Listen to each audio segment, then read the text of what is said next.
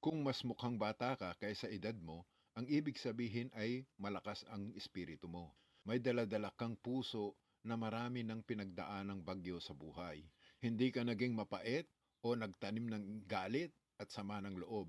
Tahimik kang umiyak pero nakahanap ka pa rin ng dahilan para ngumiti.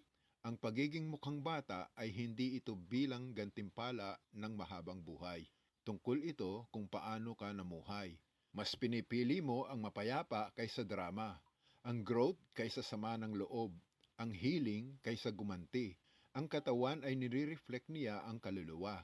Sabi ng psychology, mababa daw ang stress level mo, kaya nagmukhang bata ka. Mataas ang emotional intelligence mo at malalim ang abilidad mo para bitiwan na ang mga bagay na wala ng silbi sa iyo. Kaya natuto kang protektahan mo ang enerhiya mo. Umaalis ng walang sama ng loob, nakikipag-usap ng may kabaitan kahit na masakit. Kaya siguro mas madalas ka pang ngumiti o tumawa kaysa malungkot. O kaya nangarap ka katulad kung paano mangarap ang mga kabataan. O kaya hindi mo isinuko ang tuwa kahit na binibigyan ka ng buhay ng dahilan para sumuko. Tandaan mo ito, ang totoong ikaw ay hindi nasusukat sa edad. Nakasulat yan sa kung paano ka magmahal, paano ka nagpatawad, paano ka nagsimulang muli.